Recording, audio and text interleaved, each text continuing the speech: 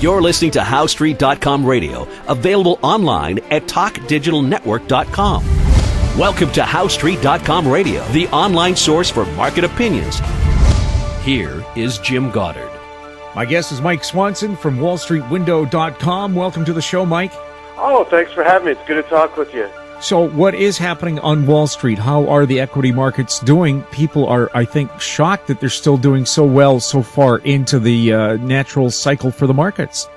Oh, people are very bullish and very excited. The higher the stock market goes up, the more people want to buy into it, and they're going to keep doing that, and more people are going to get in, and then one day it's going to go into a bear market, because that's just how markets work, even though it's hard to imagine the market falling after it's been going up for so long, and everyone wants to get in it. But so far this year, it's been an interesting time, because in January, the markets basically went sideways in a very volatile range. That was a continuation, basically, of a pattern that was playing out since November. If you can recall, in October, the market took a bit of a tumble, and then rallied sharply into Thanksgiving, and then topped out, and then basically just went in this sideways pattern until it broke out of that pattern the other week, and now we're getting a rally up to new highs. The NASDAQ is getting close to 5,000, and this rally is really getting a lot of people excited and ready to buy more stocks. Are they worried about the downside when you start buying at a peak time?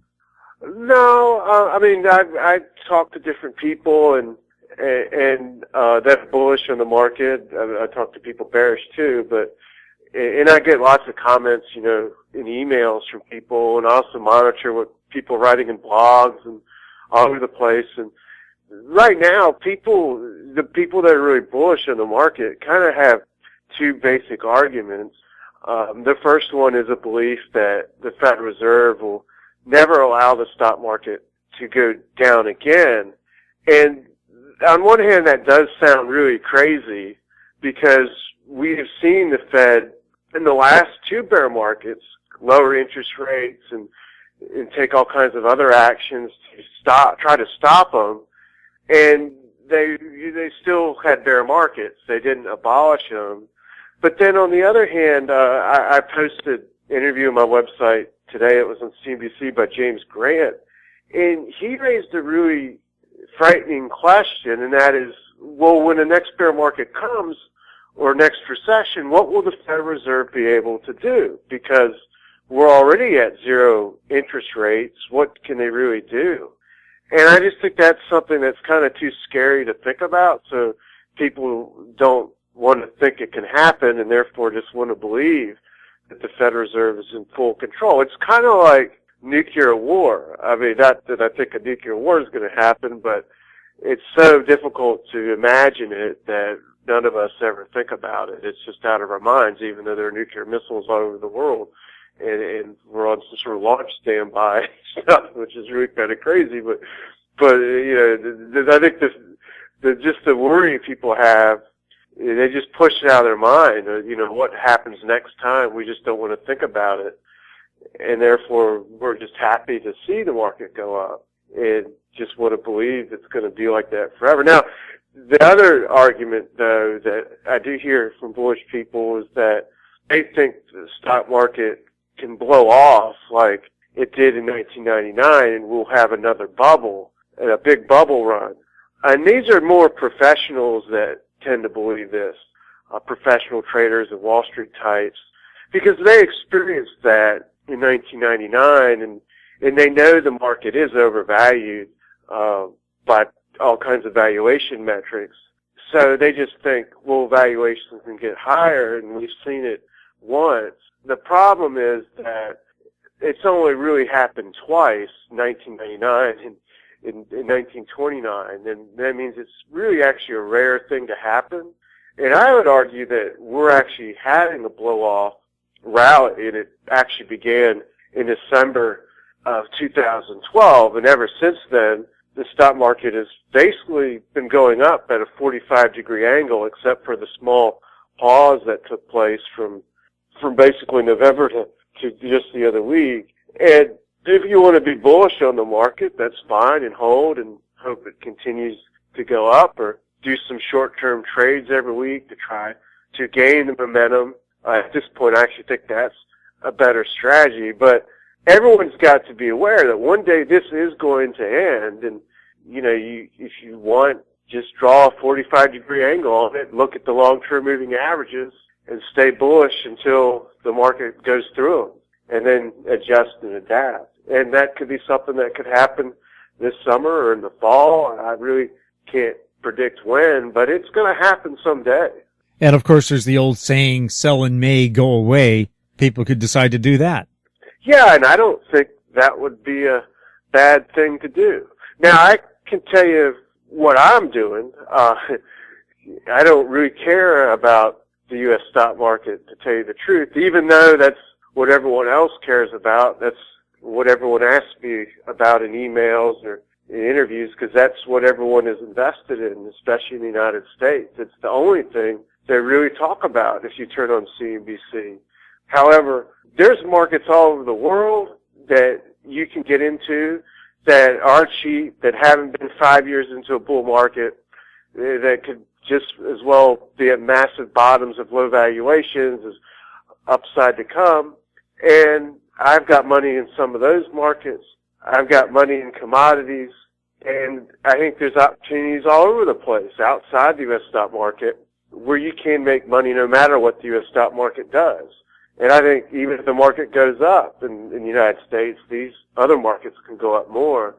So that's where I'm focusing my efforts, and I do it by dividing my money up into a whole mix of markets and not having myself so tied to one. And in the end, at this point in time, I think that's the big mistake most American investors make. All they look at is the NASDAQ or the S&P 500 and the Dow, and just throw all their money at that and then ignore everything else. And then at this point, there's just, if you just go 10 years out and don't even think anything bad's going to happen, you could say, oh, the U.S. stock market's overvalued, but it's not going to have a bear market. They'll manage it. And at some point, maybe it'll go sideways and the earnings will catch up with the valuations. And maybe there's a new miracle technology that's going to come out and make everything more productive, or maybe Jeb Bush will get in office and lower rates to zero, and or pass some sort of spending bill to give us money or something and shower us with gifts or something like that could really stimulate things. Even if you really want to be upbeat over the next decade or 20 years or next 100 years, you still have to look at the reality that the U.S. stock market, compared to other world markets, is it is really the most expensive market in the world to invest in now. And if you just want to be an investor, you want to go and buy stocks and sectors and in markets that are cheap, because they will have more upside potential. So we're in a fun time in a certain sense where the market's going up at this 45-degree angle, and people are getting more and more excited about it. But I just want to be a voice of caution for these people right now, because they're not hearing that on CNBC. And everyone, it's like an echo chamber where they just want to tell people buy, buy, buy, buy, when they need to be a little more cautious and forward-looking and really think about diversifying their investments into different things and just being more cautious. If someone listening to this would have just done that in 2007 or even 2005, they could have pretty much avoided the suffering most people went through in 2008 and still come out and made more money over the years. Yeah, and also on your website, some people say investing in Greece is not a bad idea right now because the government seems to be getting a handle on their fiscal crisis. Yeah, actually the article is quoting Mark Mobius, and he runs the Templeton funds, which invest all over the world and been among the top performing mutual funds out of all mutual funds since the 1970s through a strategy like that. And that's exactly what he's doing, or he's saying he's doing, is investing in Greece. Now, the thing about Greece is if you look at the United States, we have a cyclically adjusted P/E ratio on S&P 500 27. At the bottom of the Great Depression, that number was about 4.5. In Greece, it's under 3. So Greece is priced right now as if it's going through something worse than the Great Depression. It's priced at the bottom of the American Great Depression, or even cheaper. And that means that right now there is turmoil, political turmoil, over the debt bailout, and they've renegotiated that last week and got an extension. But at some point, the stocks are there just going to go up because they're so cheap. I mean, a cyclically adjusted P of less than 3, to tell you what that means, if you were to go out and say you inherited $1 million or you hit the lottery and won $30 million and you wanted to try to invest that money in small businesses in your area, like say restaurants or a clothing store or a car wash or a car dealership, you just wanted to invest or buy businesses up, what you would typically find is that you will end up paying 4 to 6 times earnings in a real world, real life business. If you go to real estate, generally speaking, you pay about 7 times the estimated rent you'll get for 7 years. In the stock market, it's usually trading historically around 13 or 14 times earnings. Now, of course, just the annual P is pushing 20, and the cyclical adjusted P is 27. What I'm saying is, in Greece, you can invest at P's less than 3. You just can't find anything like that in the stock market, or much less anywhere else. It is incredibly cheap valuation. And I add too that the Russian stock market has got a cyclically adjusted P now of 4.5. So it's also at a really cheap valuation level as a result of a currency drop that took place last fall. And the stock market in Russia took a tumble. The ruble really fell in value too. But that's created a discount, an artificial discount for people outside of Russia to invest there. If you can think far enough back in the 90s, in the 80s, people in Japan were taking advantage of currency changes and money they were making to buy up stuff in the United States. Today, people now have an opportunity to do that in Russia because of the collapse of the ruble. The U.S. dollar has skyrocketed in value against the ruble. So that gives an opportunity for Canadians or Americans or whoever, anyone outside Russia, to just buy up stocks, or, if you got an airplane and, maybe that's too risky to try to go in a foreign country where you can't speak the language, but there's opportunities to make money all the time, and that's one right there. Plus, if the peace agreement in Ukraine holds, all these sanctions against Russia would be eventually lifted. Yeah, that's right. And I think there's a good chance that could happen. At the very least, there's not going to be a big war there. And another thing that has been an impact on Russia is the drop in oil prices, because their economy is closely tied to commodities and oil. And although I'm not bullish on oil, I think it may be a year before that oil really turns around and goes up in a sustainable way. We may have seen the bottom of the drop in oil prices, or it could be $40 or something, or say it's 35, whatever the case. We've seen the bulk of the drop, and so I don't think that's going to impact Russia. And in time, oil prices will go up again. So it may be just not this week, but it could be a year or two. And is Russia not a major producer of uranium, which is picking up again? Yeah, it certainly is, and also other minerals and commodities too. So I really like investing in Russia. To disclose, I do have some of my money there too. I mean, I mentioned earlier I was investing in markets all over the place. That is one of the ones. We'll have more with Mike Swanson, and we'll talk gold when we return.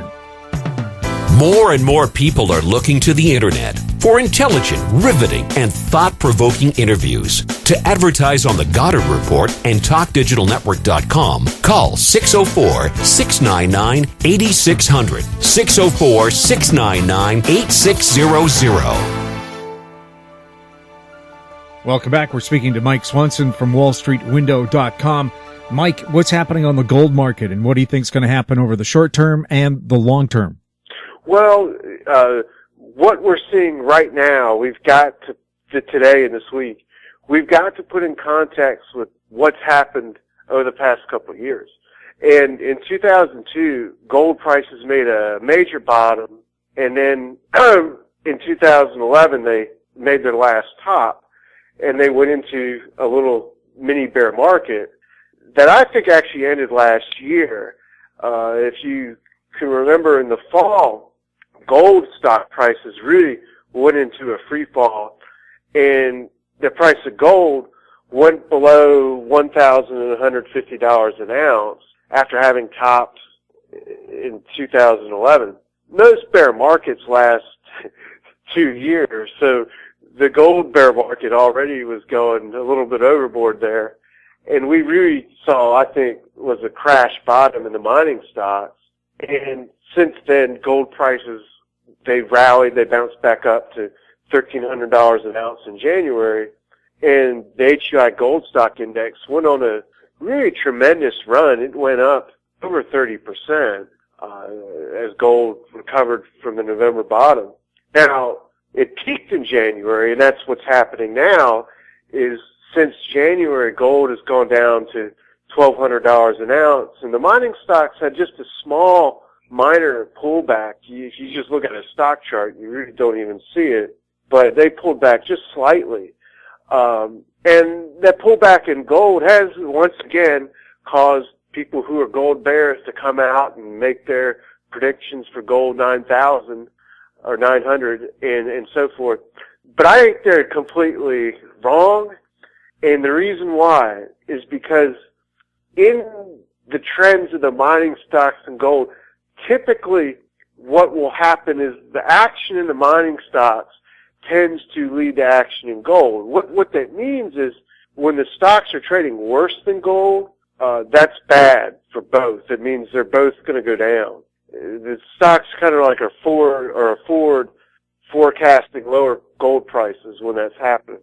However, when the stocks outperform gold, go up more than gold, and then fall less when gold falls or corrects, that's really bullish because it means the stocks, when they see gold drop, they just kind of are ignoring it, and people are looking forward to the earnings they think are going to come down the road from higher prices. And that's exactly the situation that we're seeing right now in gold and in the mining stocks. And I think that means that this is a buying opportunity, this dip that we've seen. So I think people who don't have positions in gold or mining stocks, they should really get serious about buying now, I think. I mean, now. I mean, not wait next month or next week even, but just average in, just start buying. Mike, thanks a lot for chatting with us. Thank you. My guest has been Mike Swanson from WallStreetWindow.com. You're listening to HowStreet.com radio. Find us on Twitter at Talk Digital Net, or check out our popular YouTube channel, Talk Digital Network. If you have any comments or questions for the show, you can send them to info@HowStreet.com. I'm Jim Goddard. Comments made on HowStreet.com radio are an expression of opinion only and should not be construed in any matter whatsoever as recommendations to buy or sell any financial instrument at any time.